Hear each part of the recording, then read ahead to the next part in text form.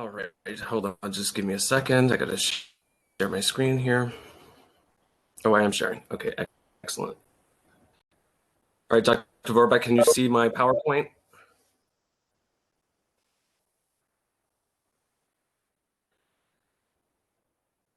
Dr. Vorbach, I need audio confirmation that you can see my PowerPoint. I can. Okay, excellent. All right, folks, so welcome. This is the LIS 270 walkthrough.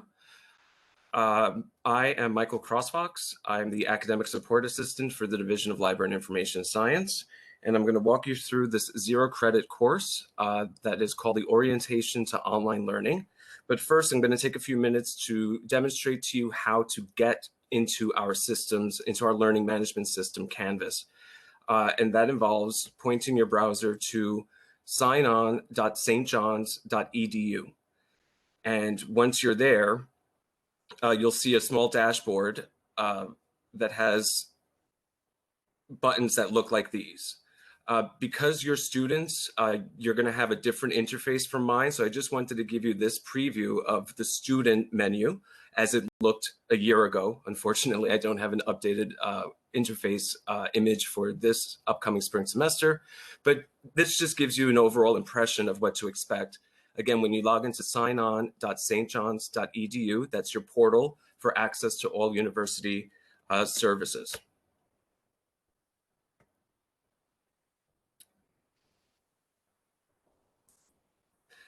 So this is my menu. You see I do have a few more icons, but Canvas LMS is where your courses live.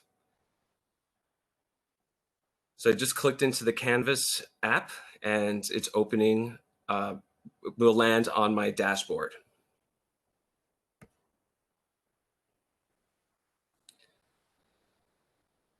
Oh, so unfortunately I'm using Chrome, so hopefully this issue that's blasted up here will be resolved before the start of the semester, or at least won't impact what I'm trying to do right now.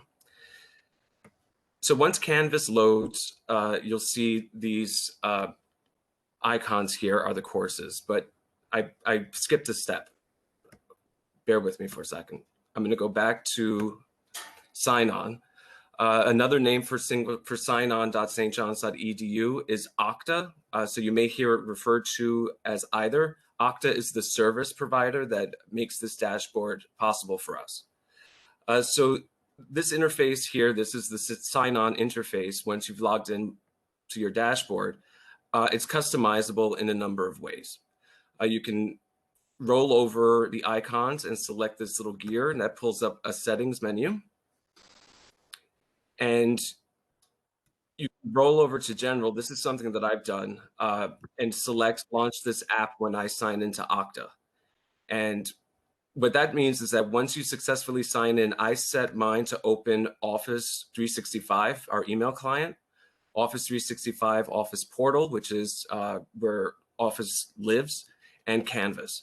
So when I sign in, it opens 3 additional tabs in my web browser to give me access to those services. So on this menu, scroll around, click through. For instance, DegreeWorks is where your academic reports live, so your transcript and your course schedule. GivePulse, of course, UIS, you've already have access to the university information system. That's where you go to see things like your bill and for registration. GivePulse is where we track our service hours. So if you engage in academic service learning, you'll use the GivePulse app to report your hours. And Handshake is University Career Services jobs and internship database. So you're not automatically given a profile in that. You do automatically through this interface, through sign on, you click this button and go into Handshake, and then you'll have to upload your resume, your CV, et cetera, and use that to search for jobs and internships. So that's sign on. As I said, it's customizable. You can build tabs, so you can prioritize which one. For instance, I have a tab called Work, which is those apps that I use primarily for work. And then I kind of sarcastically named this tab Live, Laugh, Love, because I don't really relate to these apps. But these are St. John's Connect is a community app for students. Atrium Student Link is the financial services app for students, and Medicat is student health services and wellness. So those are more student-facing apps. So I put them on the second tab because I don't really engage with those, as I said. So once you click Canvas, you land on your dashboard. And the dashboard has three primary areas. The first here on the left is a global navigation bar. So that's going to take you to Canvas level calendars, courses, etc., your inbox.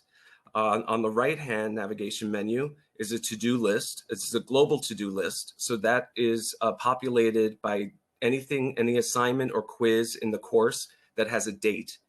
You'll see that it appears here. And that'll happen for all of your courses. Now I'm going to click into the course that we're here to talk about, Spring 2022, Orientation to Online Learning. And once I'm in, I'm going to switch over to the student view so that we're looking at it the way you'll see it as soon as you log in. The course is live. It's been live since yesterday. So you can follow these steps along with me now if you're so to, or you can refer to this video. The video will be posted to YouTube tomorrow, and you'll get an email announcing that the video is ready for you review. All right, so pretty easy. You see, it's a very simple, intuitive interface. Once I'm in the course, the left global navigation menu slides in a second. This is the course menu. So this is on the left here, or near left, is the menu for this specific course. You'll notice as you move from course to course, the menu items and labels will change depending on the preferences of your instructor. And then on the right, we have those same three to-dos that were in my global list because they generated in this course. So the sections of this course, it's broken up into modules here. I'm on the home page, as you can see that it's selected on the left menu. Start here has information about what we're doing tonight and information about this course, also information related to university technologies, including the Okta or sign-on, information about orientation.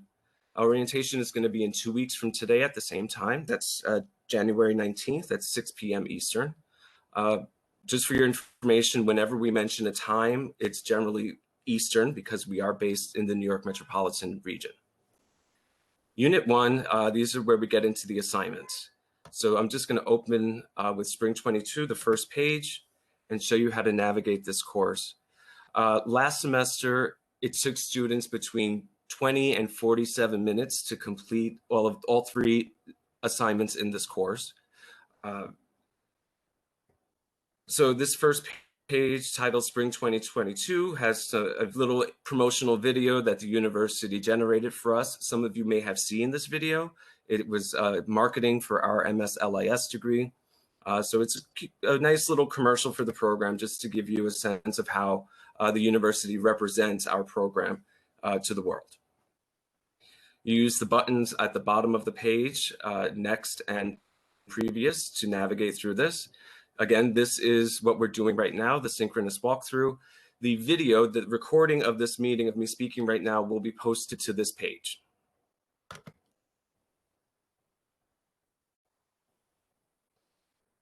And moving on to the course overview.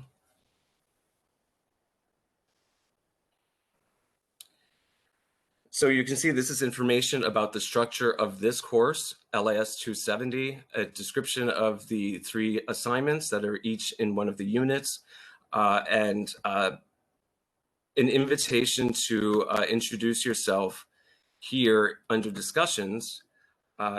There's a water cooler, there's an icebreaker discussion thread, which you can use to make a brief introduction to yourself. You can write that now before classes begin, because you'll probably use something like that going forward, depending on what courses you take. Some instructors will ask you to introduce yourself in the discussion thread. So, have one ready, maybe 50 to 100 words, and you can copy and paste it as required into these discussion threads. The water cooler thread is really if you have any programmatic questions about the MS LIS, or if you have to get a response from the department, use this water cooler discussion thread and I monitor this, so you'll get a response generally within 48 hours to anything posted, any questions posted here. We use this tool in this format because if you ask a programmatic question, especially later on in your program, if you ask a question about the department or about courses or about a professor's research, chances are another student has already asked that question and they may post the answer, they may share with you. So a kind of peer-based interaction it really helps build your understanding, but also it allows you to make connections with other students in the department. That's part of my job, is making sure that we maintain a sense of connection for our online grad students because you are separated by geography, but also by time. This event right now, this walkthrough, is one of 2 synchronous events to ramp up to the start of the semester. Then over the course of the semester, your student association will host a series of synchronous webinars, but everything that we do synchronously online, we record and post the recording to our YouTube channel so that you can review it later on and keep up with the discussion happening here in the department. So after home, I kind of went into this a little bit. Modules is where all of the information and assignments lives. There's a syllabus page that has a brief description of what this course intends to do. And I recommend that you go through this. Once you're in Canvas, you get a sense from me interacting with this that you're not going to break anything. And of course, if you do come across a link that's broken, by all means, escalate it to us so that we can fix it. But everything is pretty contained and safe for you to operate as a student, and also to protect the integrity of the course for the instructor. So you'll see as you go through this space, you'll get a warning that says, hey, this link is taking you outside of Canvas. Are you sure you want to go? So there's security built into this to maintain, again, the integrity of the program. So under assignments, you have the 3 assignments. You'll notice that they're all due at midnight on January 19th. That's the first day of class. And that's because we want you to get through this and complete this orientation, this self-propelled orientation, the self-directed orientation before classes begin, so that if any issues arise with your email, with Canvas, or with Office 365, we can get those issues addressed for you and troubleshoot before courses begin. So that way you have everything, you have the skills, and you have a sense of how to navigate the online ecosystem while you're at St. John's. And it's not just new to you on the first day of class, because that's a fish out of water scenario. And last, I just want to show you under the people page, this is everyone that's enrolled in the course. So this is an easy way for you to get in touch with someone because you can just click on their name and open an email message to them. It's an email within Canvas. It's a message that goes within the LMS. So let me briefly go through what the assignments are. They're pretty easy. Like I said, it takes last semester course completion on this, all 3 assignments, was less than an hour. So you have plenty of time over the next 2 weeks to not only explore this space, but start engaging with our communications. Most of you may have received a message. The DLIS Digest went out yesterday. That's our weekly communication to students. It goes to your university email. Starting on the first day of class, we will communicate only through your university email. And so that's why this managing email assignment is the first one. This is Unit 1. Again, you access your university email through sign-on or Okta, and there's an email button there, an Outlook button, and that's what we use to manage our email. So you can also manage, because it's web-based, you can also use a local application or even your smartphone to access your university email. So for this assignment, you're going to either enter a text describing how you plan to manage your email, or you can take a screenshot of your desktop and show us, demonstrate that you've configured a local client to serve your email.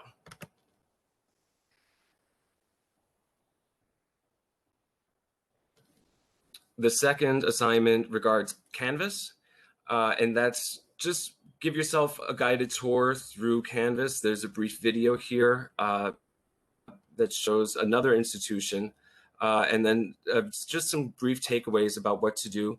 And for this assignment, you'll have to customize your Canvas profile and upload an image of your new dashboard with the customization in place. Some of the customization features are you can upload a photo of yourself that will become your avatar in Canvas. And you can also include your preferred pronouns. And there's also a tool called Name Coach that allows you to submit a brief recording of the preferred pronunciation of your name. So you can use that to record your first and last name, your whole name, or just your first name, whatever you feel most comfortable with. But these are features that, again, it's about community building, and these are native to Canvas. These are built in, so you should take advantage of them, but just explore them and see what Canvas is capable of from your student perspective, how far you can customize your experience. And the third and final assignment, this is the Canvas profile. Again, you're going to upload a screenshot. And the third is as a student at St. John's University, you have a license for Office 365. If some of you who have work experience, Microsoft Office is one of the most ubiquitous productivity tools sets in the world. And so you'll have access to Office 365, which is the cloud-based version of Office, which includes Microsoft Word, Microsoft Excel, OneDrive, Outlook, PowerPoint, SharePoint, etc. And those licenses, they keep adding new services. We have Microsoft Teams now, so that it'll expand. And again, all you're asked to do for this assignment is to simply pop into the dashboard and take a screenshot of what apps are available to you. Yeah, so that's pretty straightforward. These are all, I'll go through the mechanics now. So explore Office 365 is the assignment. There's 1 point. The details of the assignment: log into Office 365, upload a screenshot of your home page, and you click the upload button, select the file, and then you hit submit assignment down here. Now you see that it's grayed out and my little cursor has a no sign, and that's because I didn't upload a file. So Canvas does not allow me to submit the assignment without actually satisfying the requirement of the assignment. So that's good. You won't be able to accidentally submit a blank assignment. You'll have to satisfy the requirements if it's a text entry or if it's an upload file. I think for the most part, you'll be uploading files because you'll be writing papers. So you'll have to select the file and submit it.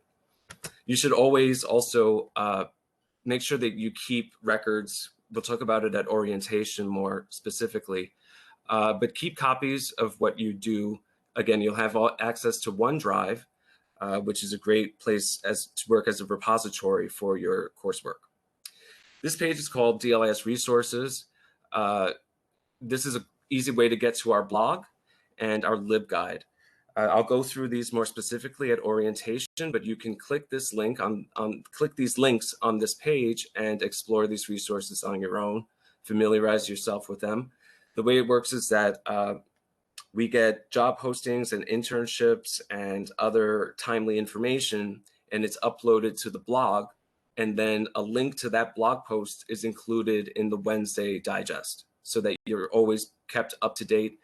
But there are some other resources on the blog vis-a-vis scholarship opportunities that we maintain or that we offer here in DLIS. So I definitely explore the blog. Like I said, I'll go through it again at orientation. But that's it. This is really easy. It's a very short course. As I said, it took everyone less than an hour last semester. And I'll open the floor up to questions. Does anybody have any questions?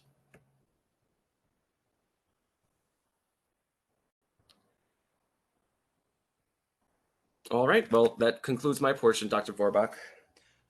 Michael, could I just ask you a question there on um, when a student enters the 270 course for the very first time, what do you recommend they click on first in your dashboard or in your homepage? The homepage, well, go ahead.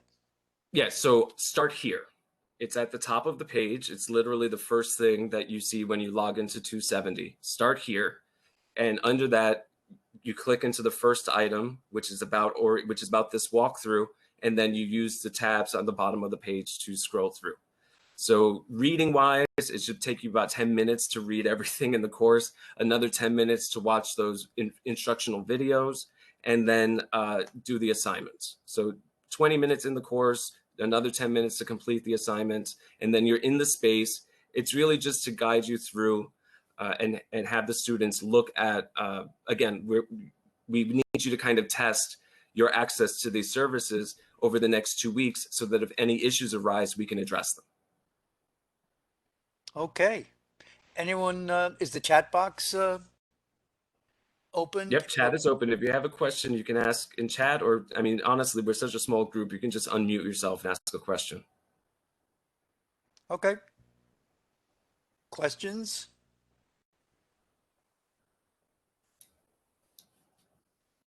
Okay, well, let me say, talk about my presentation, which is actually leveraging some material that the graduate division in there, they do an annual orientation in the fall. And I thought they had a couple of slides there that were helpful. So I am going to open that up. So Michael, do you have to make me the presenter to do that? No, I think you can just click share. Share. Okay, so share content and PowerPoint. Share. Okay. Everybody see that? I'm going to move it to the beginning. I left up the date just so if there's any difference between what my slides say and what you observe, it may be because this is the date when the graduate division of the college did their this presentation. The audience of this presentation was predominantly in person, so therefore you'll see a number of those references and in-person type references, which you could just simply ignore. It may be helpful for those who live in the area of the school, but again, just to reiterate, this was a presentation by the college to the broad grad student community in the fall. Let me switch then to, so Michael, you're seeing this presentation on the screen, right? Yes. Okay, so let me go to this mode here. So now, okay, this should be better. So this is the deans, okay? Probably you won't have much interaction with Dean Florio because Dean Florio is, you know, involved with, not in the day-to-day operations. The day-to-day operations in the college is uh, Dr. Hislop, the associate dean for the graduate division. And then there's another associate dean for the undergrads. And then she's assisted by Brittany Dodson, or Dr. Dodson, actually. She has just completed her doctorate as assistant dean. And then Jenna Shanley, who's also an assistant dean. Now, probably the best way, though, to reach out to the college, and this would be, for example, registration holds. It's not always obvious. You see, you want to register. You register and you see that there's a hold on your registration, and it gives you some very, very too concise explanation that's not clear at all. That's my case typical. So you would send an email to this address here, as opposed to sending an email to any of the Dr. Hislop, Dr. Dotson, or Jenna Shanley, because this is their there in case, for example, you send it to Dr. Dodson, but she happens to be at a conference and then, there's a delay. So this particular email here, SJCGR, is all the associate and assistant deans of monitoring that, and also staff, which I didn't list here in the dean's office, who have certain responsibilities, will pick up the email if it's in their scope. Okay. School forms page, academic calendar page. The school forms page, I thought this was a good link to have, because there are certain things here. Okay, let's back up. Okay, so if I click on this, okay, now, Michael, can the browser is the browser visible? No. No. Okay, so I have to change the share to share content and Firefox share. How about now? Yes. Okay, so this school forms page that the link I just clicked on has certain things like the graduate calendar. The calendar is, I'm just going to mention the first two. The calendar is a little bit different than the academic calendar. For example, if you have an incomplete in a course, a good question is, okay, well, if I have an incomplete in the fall, when do I need to submit the material by in the spring term? Well, that answer is in the graduate calendar, which is specific to details for master's and PhD students.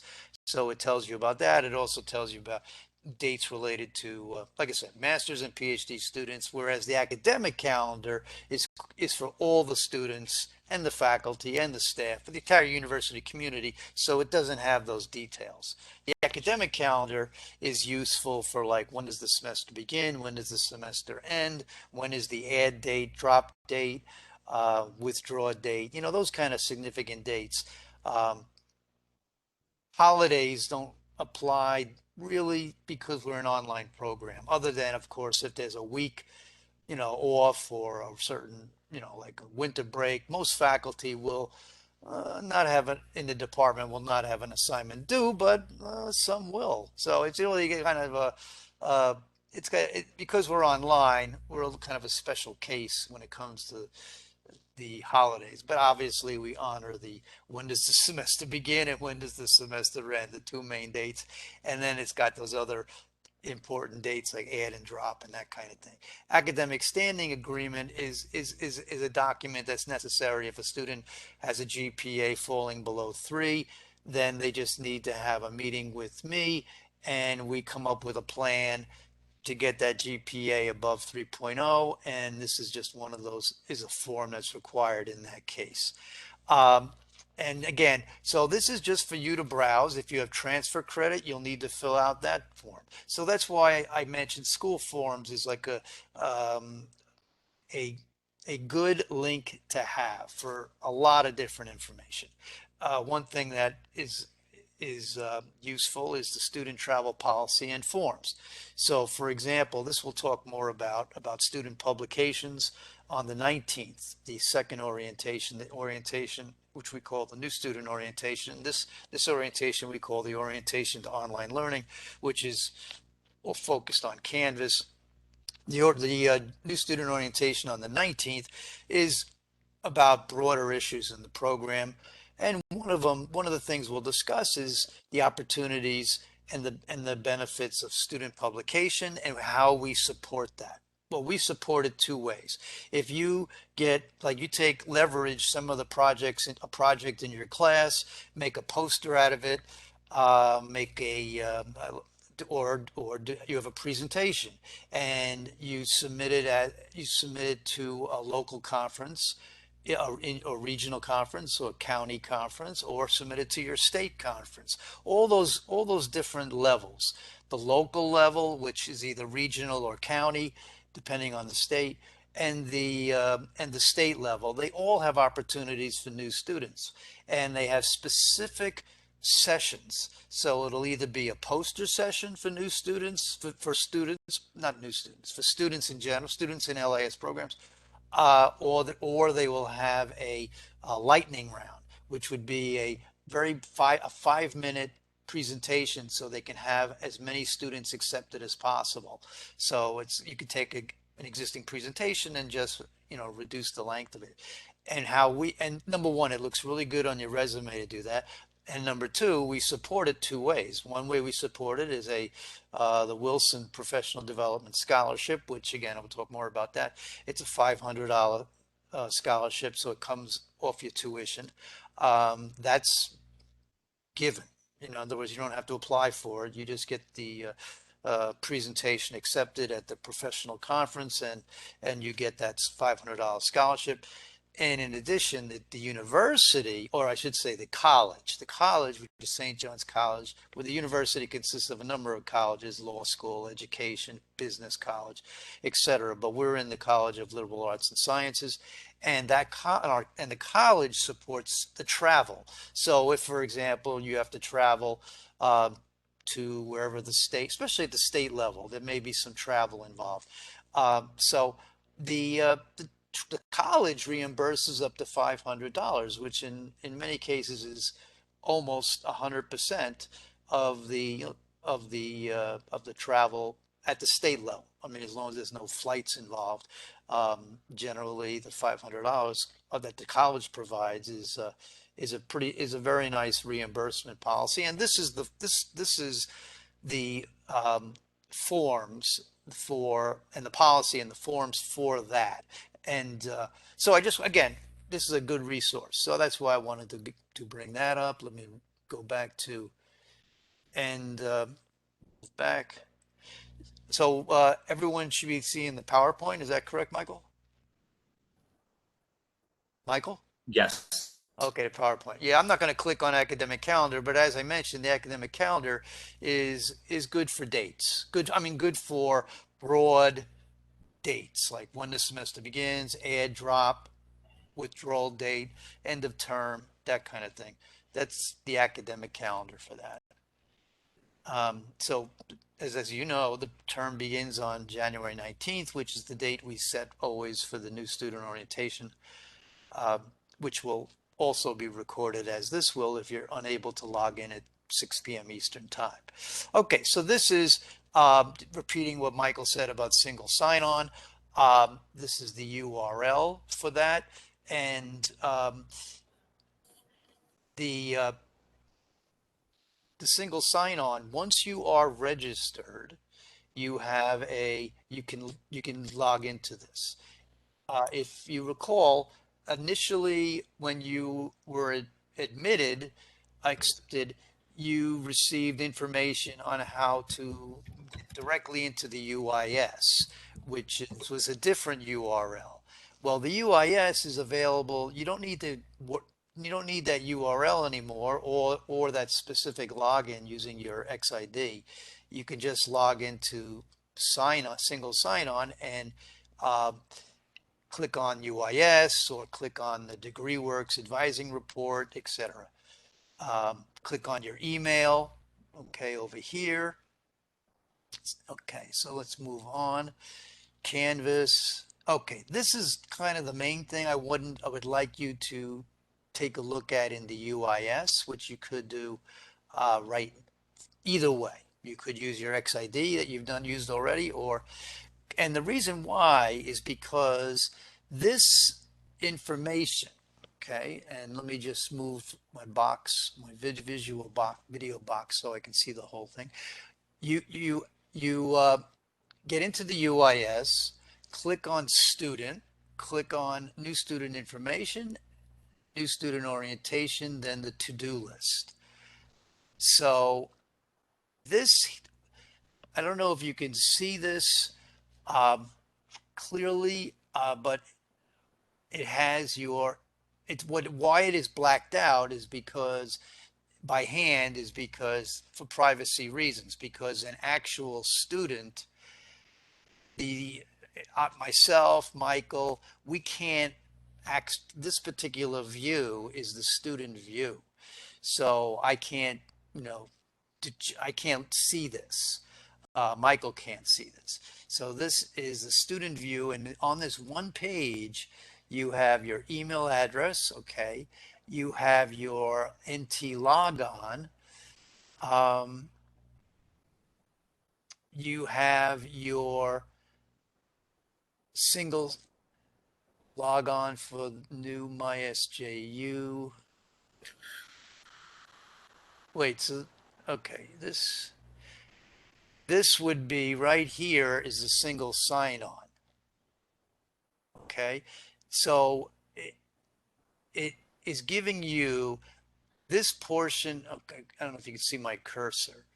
This right here is the first part of your email address. Okay, your email address. Do you remember the protocol, Michael? First name dot last name and 2 digits would be 22. I think that's the Correct. protocol. First name dot last name, Two then digit. the last 2 digits of the year in which you started at St. John's. Okay, unless there's some conflict in names and then they have a way to resolve that.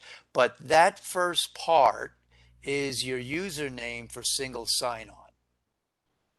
Okay, storm card ID. I assume, Michael, this is still the key for the library. Yes. So that is a good is an important number.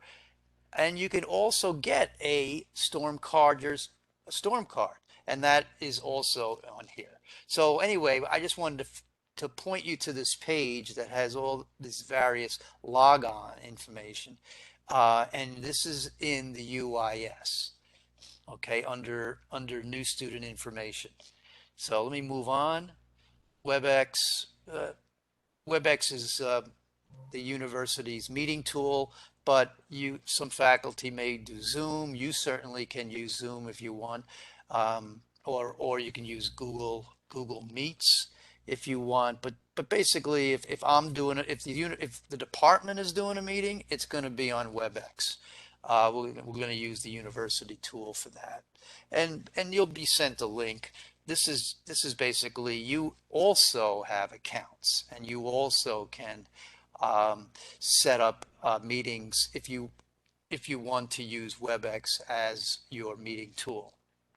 Okay, so this I wanted to get to as well. The Storm card. This is basically this is the university ID card. Okay, you can ignore this meal plan stuff, but it is available online. Okay, so you can click here, get it online. Why would you want to get an ID card if you're an online student? Well, number one, you could get, using the ID card, you can get student discounts at a lot of different local places you go. I mean, movie theaters, whatever, um, you know, ski resorts. I don't know, any place. You know better than I. That places where you're seeing student discounts. Well, why not? Why not get a student discount? So you need an ID card for that. So I would get it, and for one, to take advantage of that, the student discounts, and also to have that library number. This library, this what they call the 9 number, is on the ID card.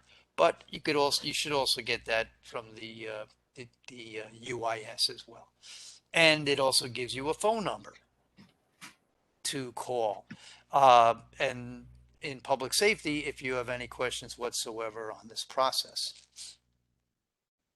This is just not, this is about some another information resource that the college provides via Teams. As Michael mentioned, that's a tool within Office 365. Some administrators use Teams. You may use it as well as a meeting tool. My personal preference is WebEx, but that's just me. And when a tool works, I kind of stick with it. But this particular information resource is available via Teams, and this shows you how to access it. Okay, this is just kind of summarizing what I've already mentioned.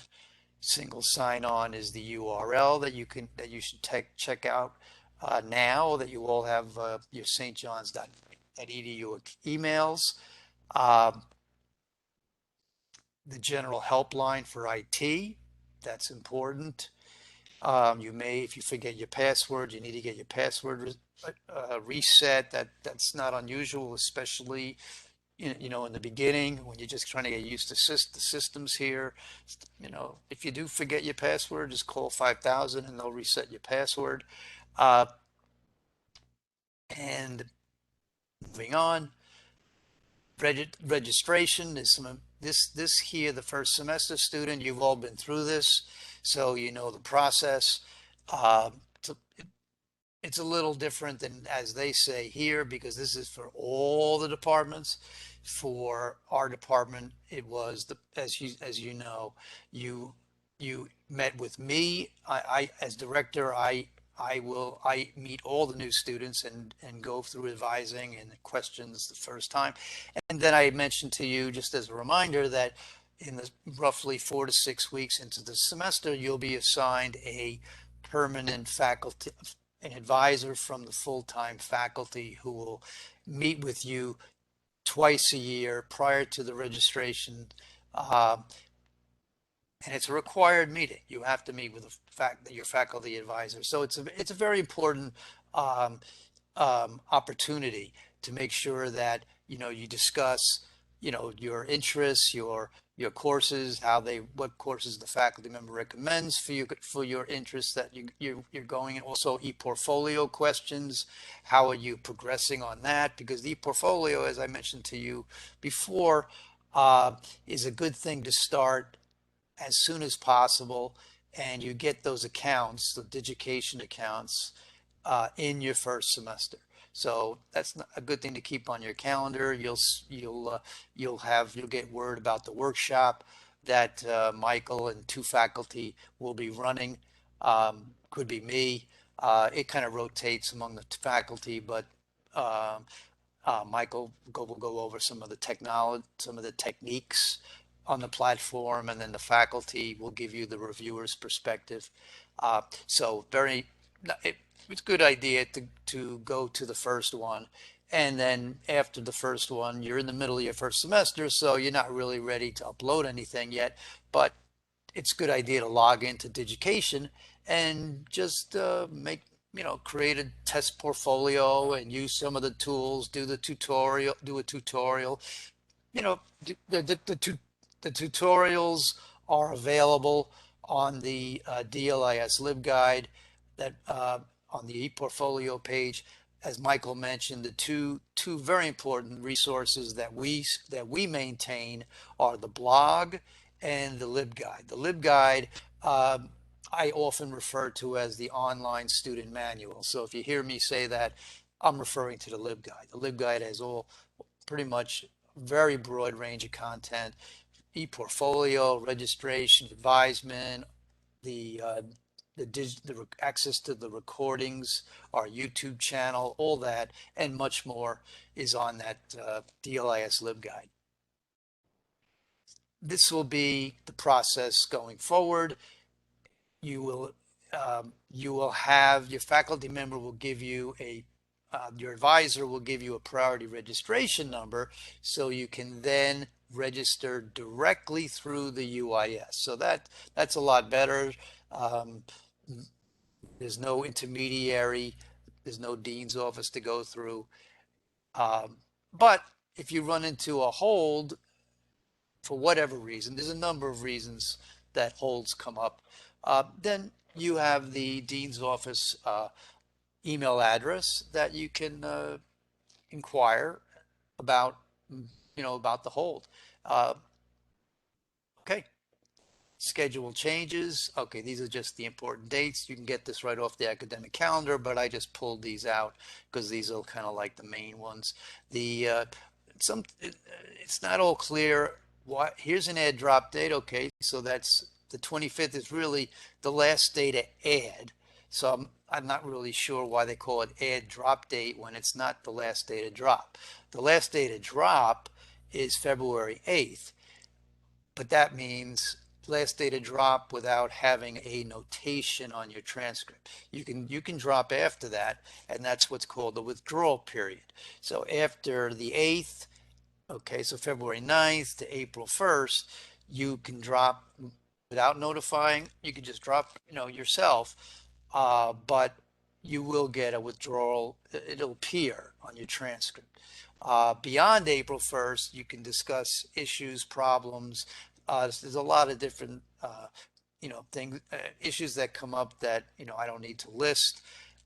So there is a mechanism to withdraw after April 1st, but you just need to discuss that with your faculty instructor. And if the instructor needs to bring me in on that, I'll be happy to be in on that. And it's has nothing to, certainly it's not, we don't need a lot of detail. Privacy is respected, but we just need some information before we do withdrawals after the April 1st deadline. But I just wanted to mention that we do have that flexibility if we need to use it. Okay, DegreeWorks is very important. That's your, in a sense, like it's a smart transcript tool, because as opposed to just listing your courses and grades by semester, it has the program requirements. So you'll log into DegreeWorks. It knows what program you're in, so it'll mention, okay, you completed 3 out of 4 core, you've completed the management requirement, and then it'll list your electives separately. So it gives you a clearer picture than just a transcript. So this is something you want to do before you meet with your advisor. And when will that happen? That will happen roughly in March, because registration opens in April of 2022. Okay. Financial services, just wanted to include that information. If you do use the phone number, which is not a bad way to contact them, because the phone number, and then type 3 to stop the message and go right to the Office of Financial Services queue. You will get to a human being, and they know their stuff about financial aid. For those who are getting the O'Connell, just there's one exception to this. For those who are getting an O'Connell scholarship, you need to contact us. Us meaning actually Michael Crossfox. Michael handles the O'Connell, manages the O'Connell, and that's because financial services wanted to set it up that way, because we are the only program that gets that scholarship. So the scholarship is only for master's students in library and information science, and for those, it's a merit-based scholarship based on the level of your GPA when you enter the program. And sometimes, for whatever reason, it doesn't appear, because it's a manual process. You're concerned, we understand, but you should email us. You should email Michael Crossfox, and to get that, and he will contact financial services on your behalf. That's how they want to do it. Financial aid, anything else financial, you contact financial services. We are not the experts on federal financial aid. The library, I just want to include this for the URL here. Michael, is there something in the 270 that exercises this? No, there used to be, but we had that problem with remote logins to library resources. So I took that assignment out because it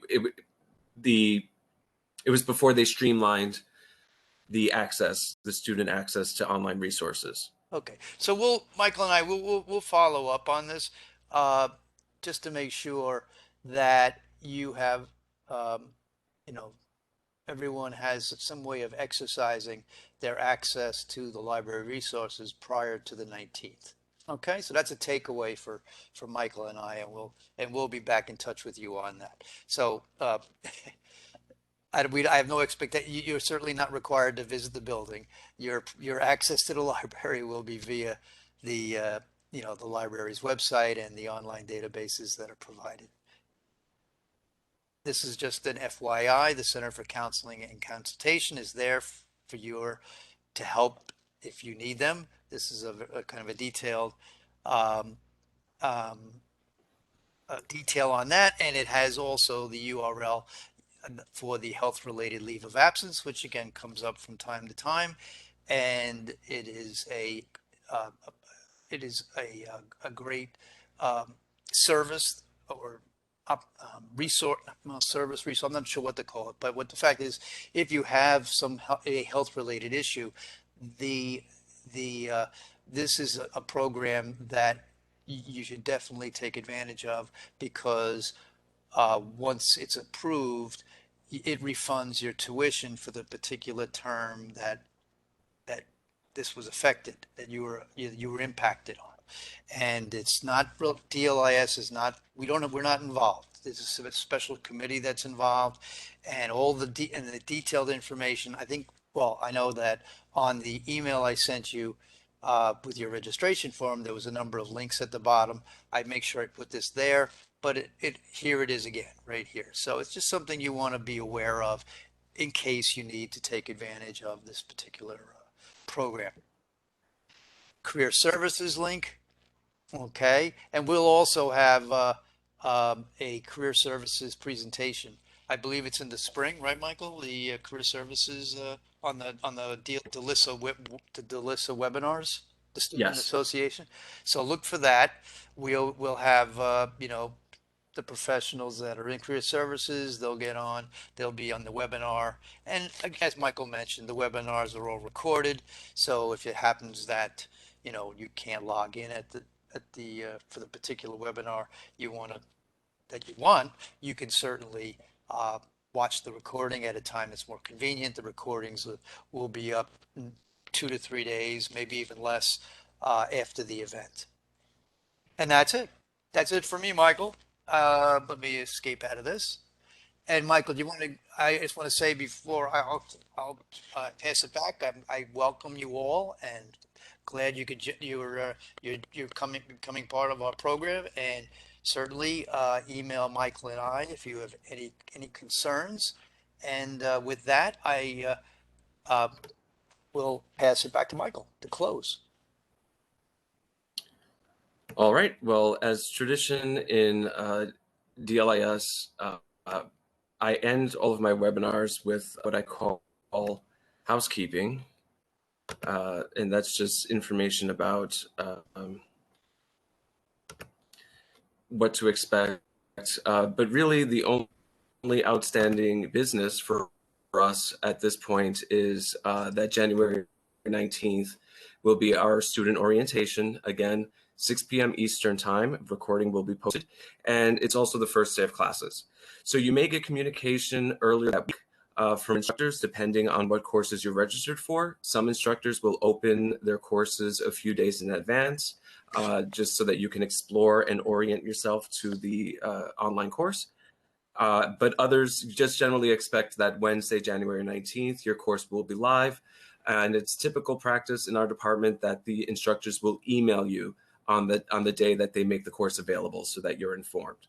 So again, going forward, over the next few days, take a few moments to log into the systems and make sure that everything is correct. If any issue arises, email dlis@stjohns.edu, and we'll work together to find a resolution. As Dr. Vorbach said, I welcome you to DLIS. We look forward to getting to know you over the next couple of years or year and a half, depending on how you design your program. But that's it. We're done, and welcome. And We're almost see you soon. See you in 2 weeks. we're almost done. Almost done. I just learned something. What's that? Everyone, we have a mentorship program that is for new students coming in for online learning. In other words, it's not oriented towards a specialization. It's oriented towards if you have questions that you'd like to bounce off someone who's been through the program. So it's recent alumni. So recent, I mean, we just started this 2 or 3 years ago, so it would be alumni who graduated within the past 2 or 3 years. And if you would like, you just have to email Michael or myself, and say, yeah, I'd like to talk to an alum and see how they organize their time. Because that's really in the first semester, I think that's one of the main challenges, really, is organizing time management, organizing your time. You got, uh, you know, a lot of other stuff on your plate, jobs, family, whatever. So you may want to talk to someone who's just been through the program and find out how, what would they recommend? What did they, when they went through this experience of the first semester, uh, what helped them? So the, it's out there. So I just want to let you know the mentorship program is there. It's just simple. It's as simple as just emailing myself or Michael Crossfox, and then we will reach out to one of our mentors to send you an email. It's that simple. So we will. So again, just wanted to make sure you know about that, and I'll remind you on January 19th, just in case you forget. So.